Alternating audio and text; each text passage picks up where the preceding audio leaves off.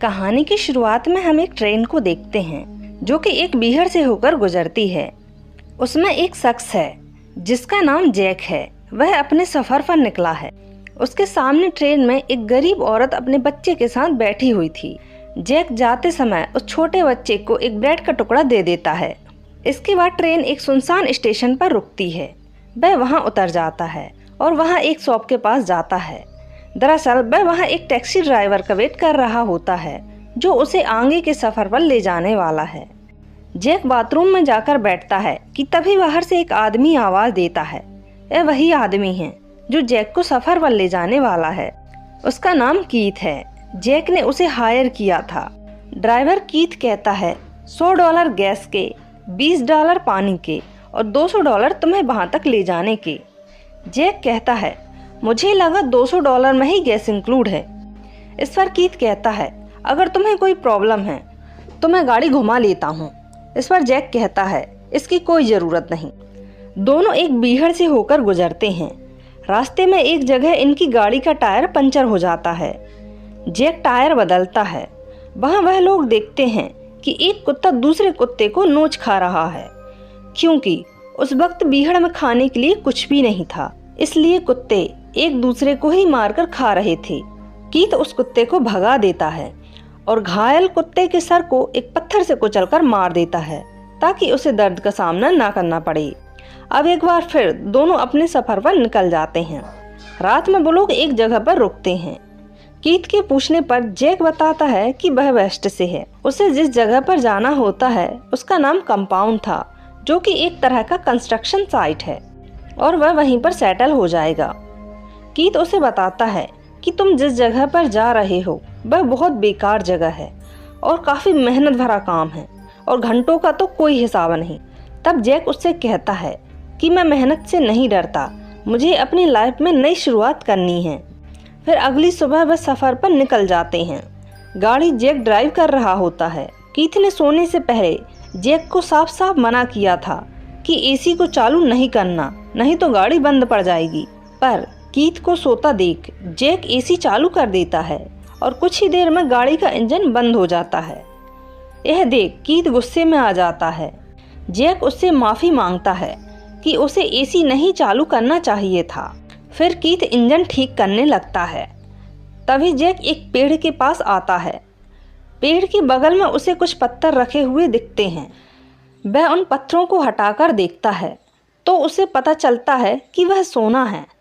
वह दूर खड़े कीथ को देखता है और सोचता है कि वह इस बात की जानकारी कीथ को दे या ना दे। फिर वह सोचता है कि अकेले इस सोने को ले जाना भी आसान नहीं होगा, इसलिए वह कीथ को आवाज़ देता है। कीथ सोने के पास आता है और उसे लाइटर की आग की मदद से देखता है कि वह असली है या नहीं। फिर उसे पता चलता है कि यह बिल्कुल असली सोना है। फिर वह दोनों उस जगह की खुदाई करना शुरू कर देते हैं, पर सोना काफ़ी अंदर तक धंसा हुआ था। काफ़ी देर खुदाई करने के बाद भी वह सोना अपनी जगह से नहीं हिलता। वह लोग खुदाई करके थक जाते हैं। वह गाड़ी के पीछे सोने को बांधकर भी उसे खींचते हैं, पर वह फिर भी नहीं निकलता। काफ़ी देर खुदाई करने के बाद शाम हो जाती है। शाम होने के बाद वह लकड़ियाँ इकट्ठा करते हैं, क्योंकि रात होते ही वहाँ बीहड़ के कुत्ते शिकार के लिए निकल जाते हैं और आग से वह उनके पास नहीं आएंगे। कीथ काफ़ी खुश था। वो खुशी से नाचने लगता है क्योंकि उन्हें काफ़ी बड़ा सोने का ढेर मिला था। और जैक भी काफ़ी खुश था और सोच रहा था कि अब उसे कंपाउंड जाकर काम नहीं करना पड़ेगा। रात में कीथ कहता है कि हम में से किसी एक को वापस जाकर खुदाई करने के लिए एक मशीन लानी होगी ताकि हम इसकी खुदाई कर इसे निकाल सकें। कीथ कहता है मैं ईस्ट में एक जगह जानता हूँ जहाँ हमें वह मशीन मिल जाएगी जो यहाँ से सिर्फ 2 दिनों की दूरी पर है। जैक को कीथ के ऊपर बिल्कुल भी भरोसा नहीं था, इसलिए जैक कहता है तुम चले जाओ, मैं सोने की रखवाली करता हूँ। तुम जाकर वह मशीन ले आओ, क्योंकि तुम्हें जानकारी है कि वह कहाँ मिलेगी। दोनों एक दूसरे की तरफ देखने लगते हैं, क्योंकि दोनों को एक दूसरे के ऊपर बिल्कुल भी भरोसा नहीं था। सुबह कीथ अपनी गाड़ी लेकर वह मशीन लेने के लिए निकल जाता है और जाने से पहले वह जैक को कुछ ज़रूरी सामान और एक सैटेलाइट फ़ोन भी देता है जिससे वह उससे बात कर सके। इसके बाद वो निकल जाता है। कीथ के जाने के बाद जैक उसी पेड़ के ऊपर एक कपड़ा बांध लेता है और अपने रहने के लिए एक छोटा सा शेल्टर बना लेता है जिसमें वह रात में आराम से सो सके। इसके बाद वह कुछ लकड़ियां इकट्ठा करने के लिए जाता है, क्योंकि यह एक ऐसा रेगिस्तान होता है जहां पर बहुत सारे जंगली कुत्ते घूमते रहते हैं जो रात में उसके ऊपर अटैक कर सकते हैं, इसलिए उसे आग जलाए रखनी होगी। अब उसका रेगिस्तान में पहला दिन तो बहुत आराम से बीत जाता है। फिर अगली सुबह वह कुछ दूरी पर एक प्लेन को देखता है जो क्रैश हो गया था। उसके टुकड़े वहीं पर पड़े होते हैं। वह शेल्टर के लिए एक बहुत अच्छी जगह थी, लेकिन वहां से सोना नहीं दिख रहा था, तो जैक वहां पर नहीं रुक सकता था। इसलिए जैक प्लेन के कुछ टुकड़ों को तोड़कर उसी पेड़ के पास ले आता है और शेल्टर को इस तरीके से बनाता है कि एक तरफ से हर टाइम वो सोने को देख सके। अब रात में जैक सोने के पास जाकर सोने के कुछ टुकड़ों को पत्थर से तोड़ने की कोशिश करता है, तो वह टूट जाता है। तो वह उसे संभाल कर अपने बैग में रख लेता है। तभी उसे कीथ का कॉल आता है और जैक उसे बताता है कि उसके पास एक सोने का टुकड़ा है जो काफी महंगा बिकेगा। लेकिन कीथ उससे बोलता है कि वह सोने के पास से कहीं नहीं जाएगा, मैं जल्दी ही वहां पर पहुंच जाऊंगा। मेरी कार में कुछ प्रॉब्लम हो गई है, इसलिए मुझे थोड़ा टाइम और लग जाएगा। तुम्हें पूरा टाइम सोने के पास ही रहना है। और जैक भी उसकी बात को मान लेता है। अब तीसरे दिन की शुरुआत होती है और हम देखते हैं 3 दिन आते आते उसकी शक्ल काफी बदल गई थी, क्योंकि वहां पर कड़कड़ाती धूप और रेगिस्तान में बहुत ज्यादा पॉल्यूशन है।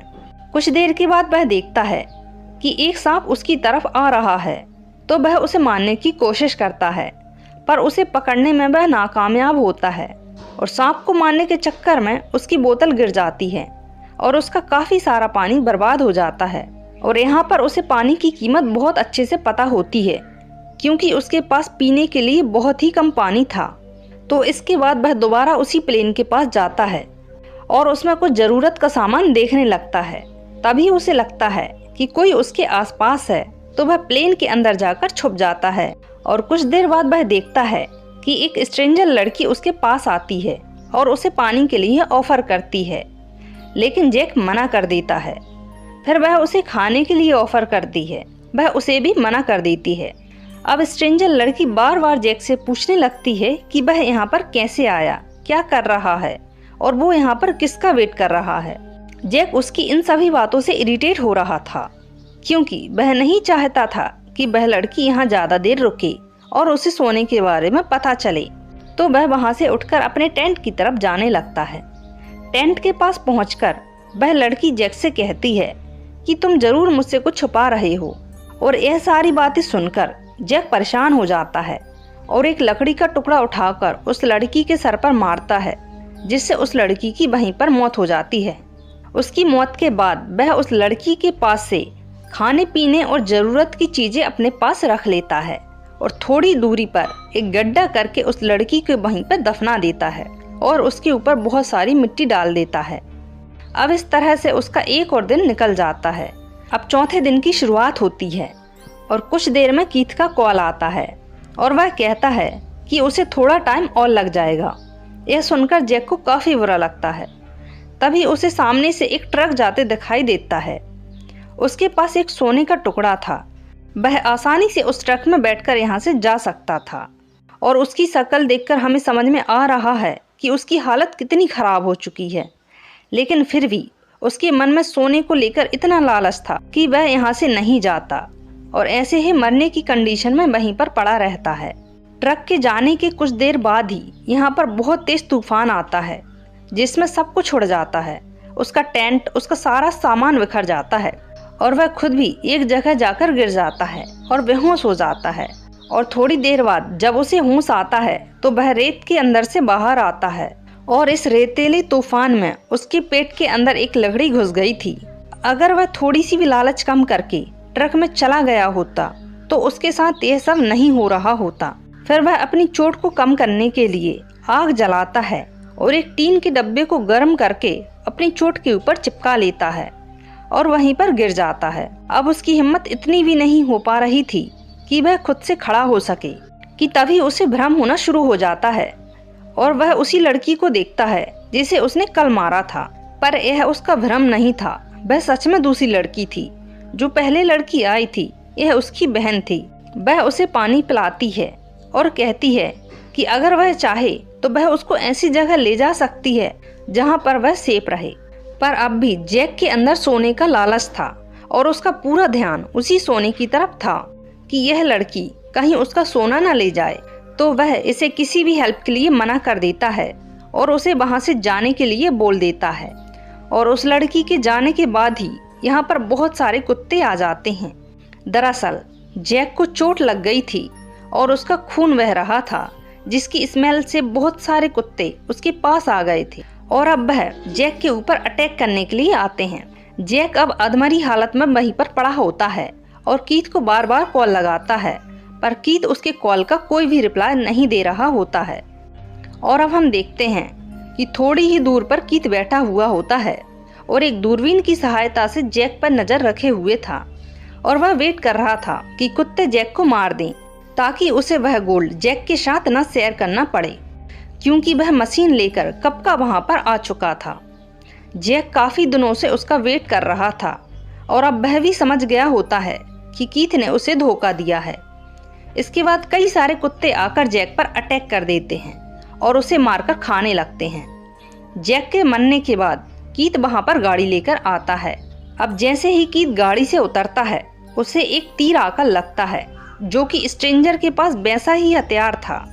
इस मूवी में स्ट्रेंजर लड़की को कीथ को मारते हुए तो नहीं दिखाया जाता, पर उसके पास सेम वैसा ही हथियार था और थोड़ी देर पहले वही वहां पर आई थी, तो कीथ को उसी ने मारा होगा। और यहाँ पर यह मूवी खत्म हो जाती है। इस मूवी में हमें दिखाया जाता है कि इंसान पैसे के लालच में कितना गिर गया है। यहाँ पर जैक के पास मौका था कि वह थोड़ा सा सोना लेकर यहाँ से अपनी जान बचाकर जा सकता था, लेकिन ज़्यादा सोने के लालच में उसे अपनी जान गंवानी पड़ी। और कीथ, जो कि एक धोखेबाज होता है, वह भी लालच के चक्कर में मारा गया।